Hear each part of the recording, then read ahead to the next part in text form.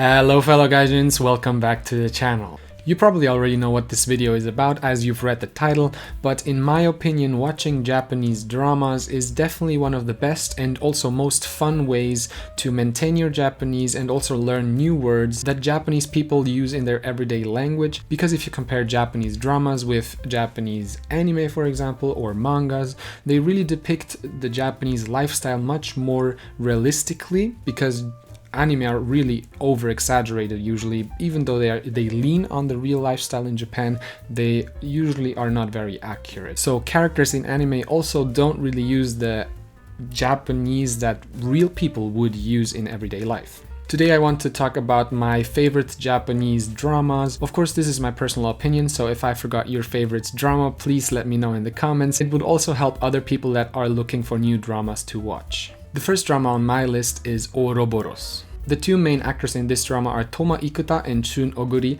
and I really like them both a lot. Shun Oguri is one of my all-time favorites. Now, to make a short summary about Ouroboros, it's about two guys that grew up in an orphanage without their parents, and the only person they really had was a worker in that orphanage, like a woman that they dearly loved like their mother. But exactly that mother figure was then killed by somebody, and they didn't know who it was. And then a policeman came to their orphanage to tell them to forget about it, and they kind of just never found out who killed the woman. The two guys then saw that the policeman who was there had a golden watch, and he was very scary and stuff like that, really shady stuff, and they kind of thought why isn't he doing anything about it? Why isn't he looking for the guy who killed our mother in that sense, right? But he kind of just didn't do anything about it. 15 years later, and one of the orphans became one of the best detectives in his police precinct, and the other guy just became a mobster. He becomes a really big thing in the underworld, underground world where crime happens and stuff, and in the Yakuza, right?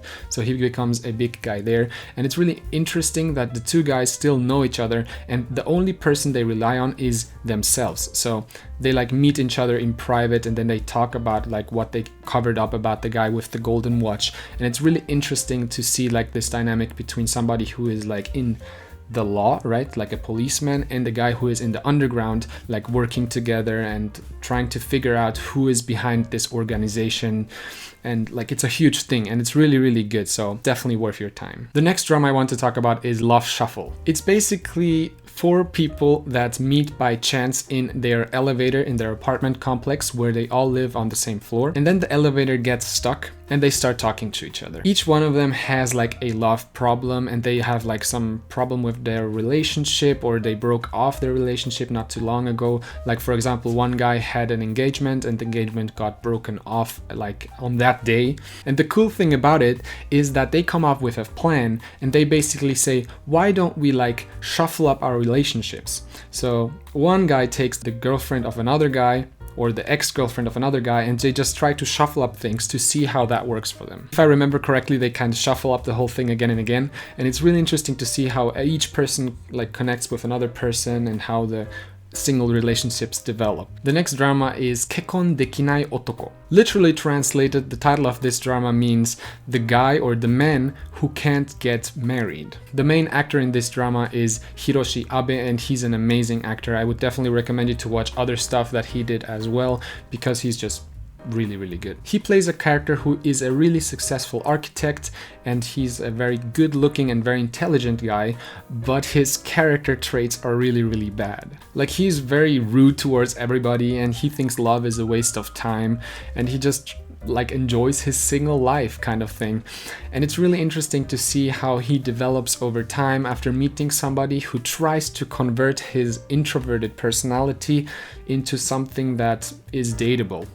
I would definitely recommend you to watch this if you enjoy character development and just in general romantic awkwardness. There's a second season airing right now, and I think there's 4 episodes out right now. I have not watched them yet, but I will definitely watch them as soon as I can. Everybody who has ever watched any Japanese dramas or TV knows about the drama Goji kara Kuji made. This literally translates to from 5 to 9. The main actors in this one are really good, and they're on my top 5 actors list, I would say, because I've watched almost everything they've done in the drama industry, and I really enjoy their acting. Tomohisa Yamashita and Satomi Ishihara. They're two really big names in the drama industry, and you will see them in a lot of different roles if you start watching Japanese dramas. This drama is hated by some people, I'm not sure why, but it was the first drama I've ever watched, so for me it has a special place in my heart. Because I've watched this drama, I've gotten into Japanese dramas at all. Like when I watched the drama, I didn't really speak Japanese yet, so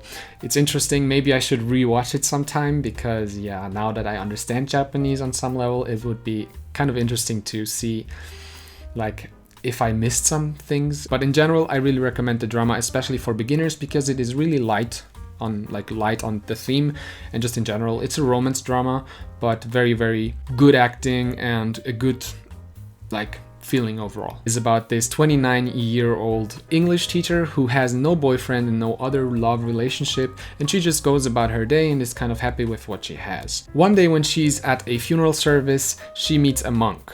During the funeral service, she kind of like needs to do something at the altar, but her legs go numb and she like falls down, and she has something really hot in her hands, and that falls on top of the monk. It's just a really embarrassing situation for everyone, and she then goes home and just hopes she doesn't have to meet the monk again.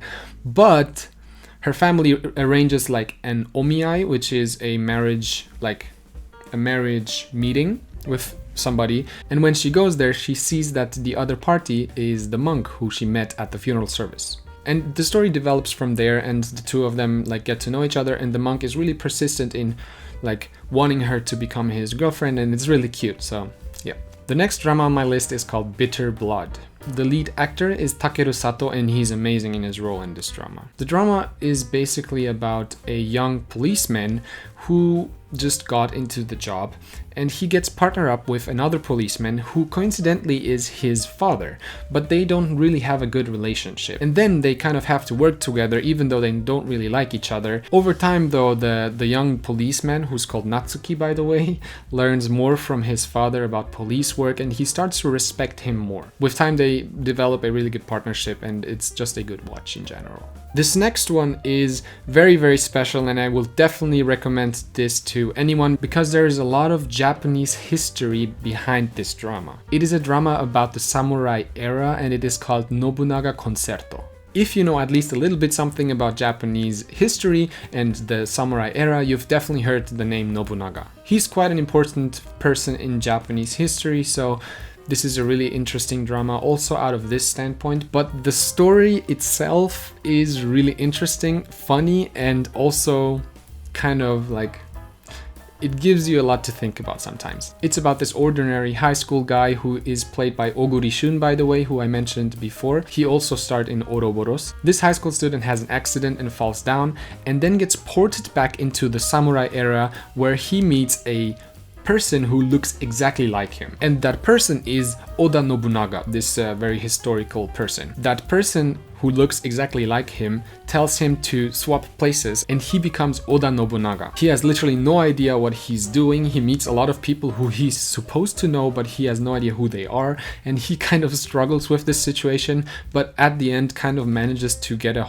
grip of like what's happening and how he should behave in that era. And it's really interesting because his thoughts are very modern, right? So he has a modern view of things, and back in the day people did stuff like harakiri and stuff like that, right? So yeah, very traditional thinking, all those old values, and he doesn't have them, but he is the head of a very, very important and influential family, so he tries to change the whole country. And it's a really interesting concept because everybody has to listen to what he says, even though they think like he's crazy. And it's really interesting to see the people in that area react to how he, from one day to the other, just changed his values, and how he tries to convince people that it's not the right thing that they're doing. The next drama is called My Boss, My Hero. This drama is about this 27-year-old Yakuza guy who is heir to a Yakuza family, but in order to become the boss of the family, his father wants him to go to school. He never graduated from high school, so his father tells him that he will give the boss title to his younger brother if he doesn't get it now. Of course, he's 27 years old, so it's hard to enroll him into an actual school, especially as a Yakuza member, but his father's old friend is the principal of a school nearby where he then enrolls. The character development again is really good in this drama. I love how he develops from this really stupid guy into this, I don't know, person who understands what a school can be and what it means to be in a class and why he missed out on so much when he didn't go to class when he was younger. In general, I love dramas and also TV shows with a lot of character development in them. This drama is also really funny because he gets tested a lot because he has a lot of temper and aggression, but he cannot just let it out, right? Because I mean, he's dealing with kids and he sometimes also has his sweet sides, and it's just interesting to see how a Yakuza guy reacts to like 17-year-old high school children. Toda May Not Kiss. It's about this really popular and also successful host who basically thinks love is useless and the only things that matter in life are power and money. One day, some mysterious woman with red lipsticks like appears in front of him and just kisses him, and he gets ported back 7 days into the past. This is a really interesting concept, and I really like this story and how the whole thing develops after time, because he starts to use this power of this woman to just go back into the future again and again and redo his mistakes that he did during those 7 days. Like, he can do this again and again, right? So it's really interesting to see how he uses this power to get what he wants. And in the end, there are a lot of different plot twists and ideas that are very well portrayed by the actors and by the drama as a whole. The last drama on this list has a really difficult name and it's hard to pronounce, but it's called Nagira Hajida ga yaku ni tatsu. This drama is about this 25-year-old woman who got fired from her job, and she like doesn't have anything she wants to do in life, no romance, nothing. And she then just thinks the only thing she really likes to do and is good at is cleaning. She then by chance gets hired as a housekeeper at her father's friend's house, and she just goes there once a week. She always cleans his house, and he really likes the way she cleans his house. He had a few other housekeepers before, but they usually after like 2 or 3 weeks were fired by him because he didn't like the way they were cleaning his house, but he's really satisfied with her. The thing is, they both don't really think anything about romance. They just think it's a nuisance, and they find out about this by talking to each other, and then they kind of have this idea. They decide to make a contract marriage. She literally signs a contract, and then they pretend to be married to the outside world. So everybody thinks they're an actual couple, but actually they just live together, and she just cleans his house and does his housework while he's at work. It's just a really cute drama, and it's also really funny to see how they struggle with keeping this secret a secret. Everybody thinks they're married, so when they come to visit them, they see like little things that don't really fit together with a married couple, and it's just really funny how everybody reacts. And yeah, there are a lot of plot twists, and definitely a good and also very entertaining watch. Those were my all-time favorite Japanese dramas.